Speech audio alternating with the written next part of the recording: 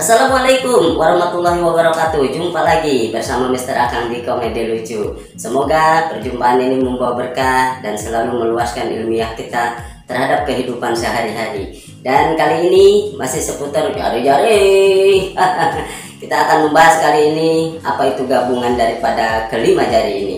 Nah, ternyata selain di video yang lalu pernah Akang ceritakan bahwa gabungan di 5 jari ini menjadi sebuah kekuatan, ternyata ada juga gabungan di 5 jari ini mengingatkan kita terhadap sosial dalam kehidupan.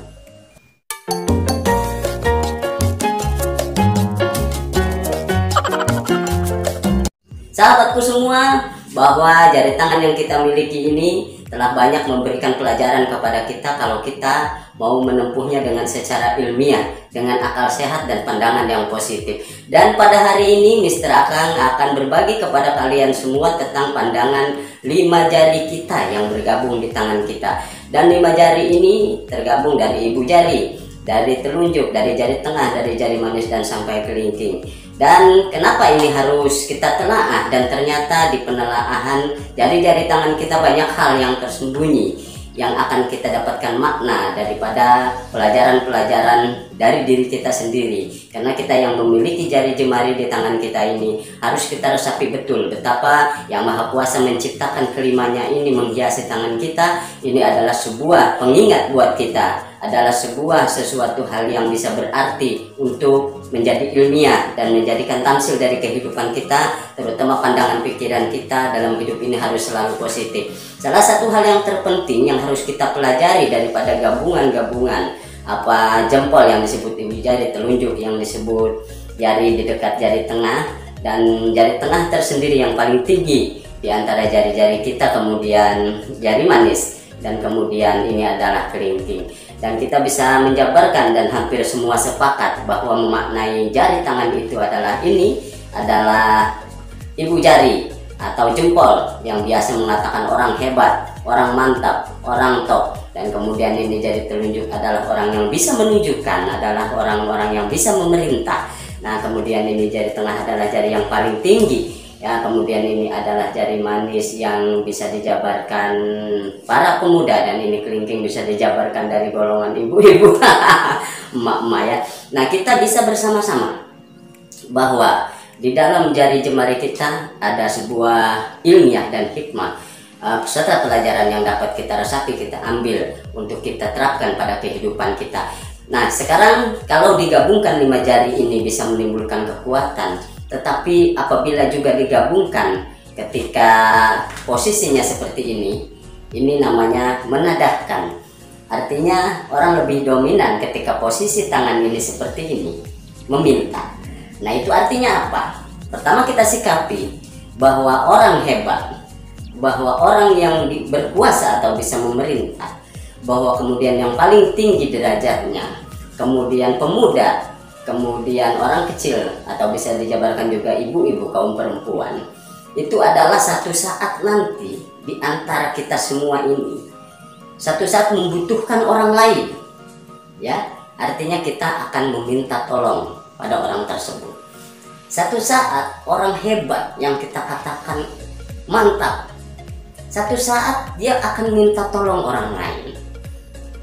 Orang yang bisa memerintah satu saat akan meminta tolong pada orang lain. Sekalipun orang yang tinggi derajatnya, satu saat akan minta tolong juga. Kemudian pemuda pasti akan minta tolong juga. Orang kecil atau ibu-ibu, pasti kaum perempuan apalagi lemah, harus ditolong sebelum minta tolong. Nah ya, jadi memang kalau sudah saling tolong menolong maka akan berbaur dengan biasa. Ya, pakai nyomot bisa, segala macam bisa, pakai meraih bisa, ya kan, pakai kekuatan bisa, segalanya bisa. Nah, yang terpenting lagi adalah ingat, apabila ini bergabung posisinya seperti ini, meminta artinya minta tolong. Nah, dominan kita ini memandang seperti ini adalah orang yang meminta adalah orang yang kurang mampu atau orang miskin.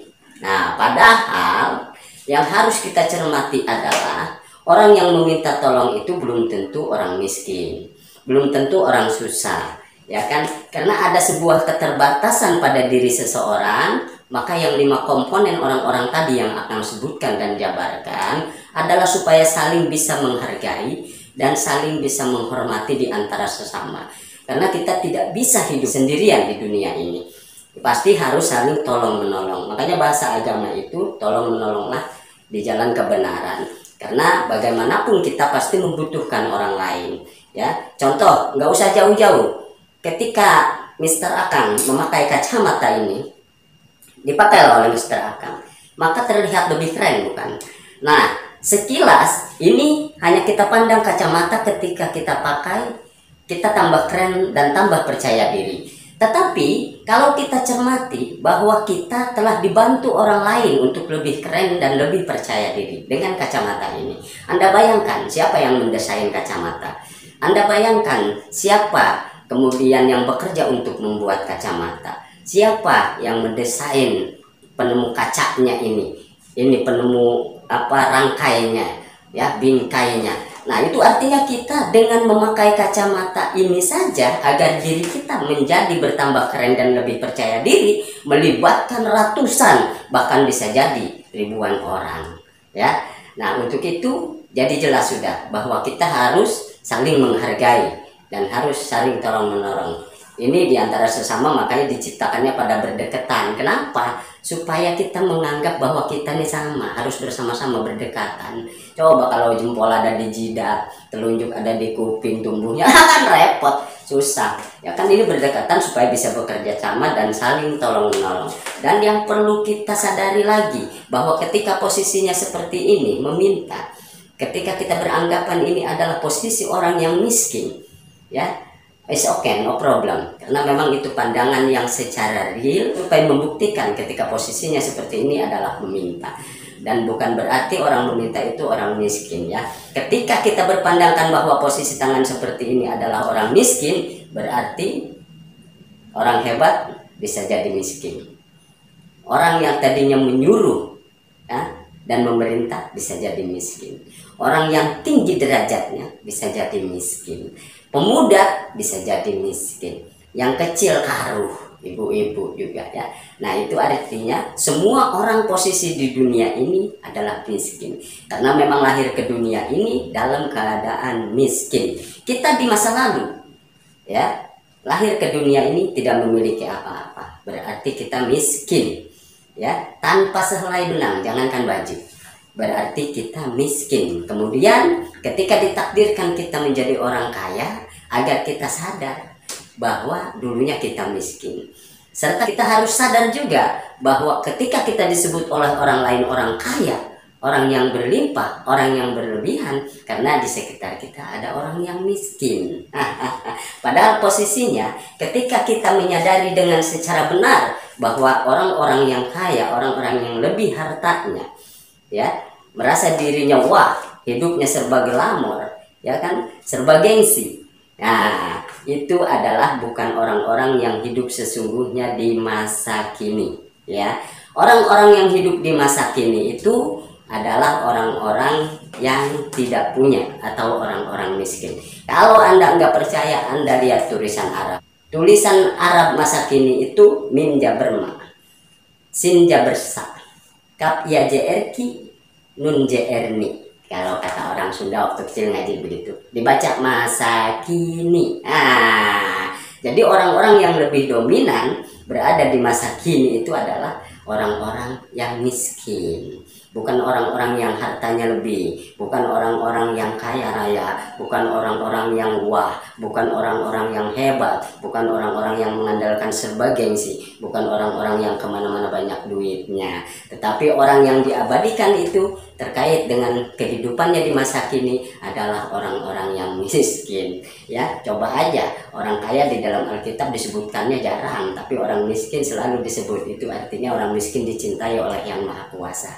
Kenapa? Karena adanya orang kaya sebab dengan adanya orang miskin.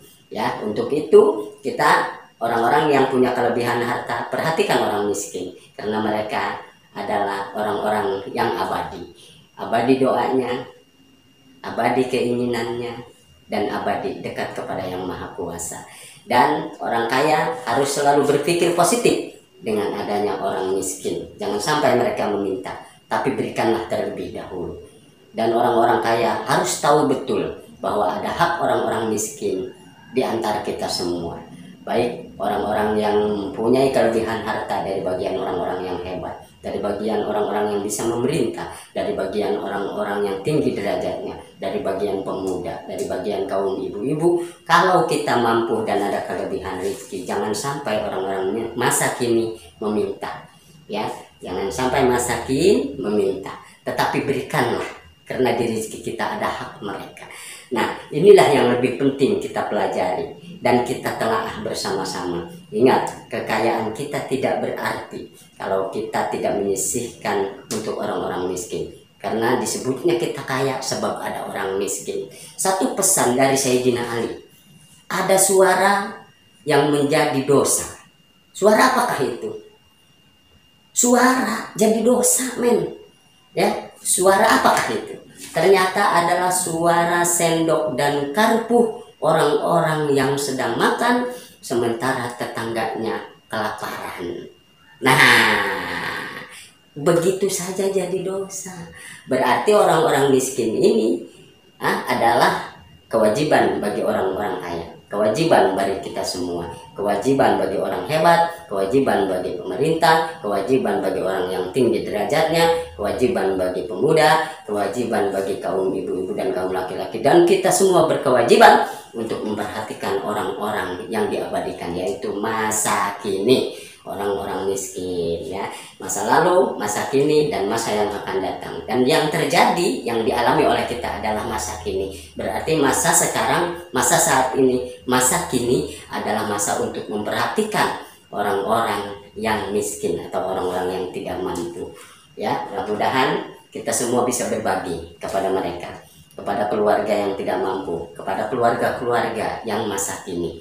Dan kita hidup di masa kini berarti harus membantu masakin. Nah, sampai jumpa lagi bersama Mr. Akang di penelaahan jare-jare. Mudah-mudahan konsep penelaahan hari ini dapat bermanfaat untuk kita semua. Ingat, kita harus selalu bersama-sama dan bantulah orang yang membutuhkan kita. Billahi taufiq wal hidayah. Assalamualaikum warahmatullahi wabarakatuh.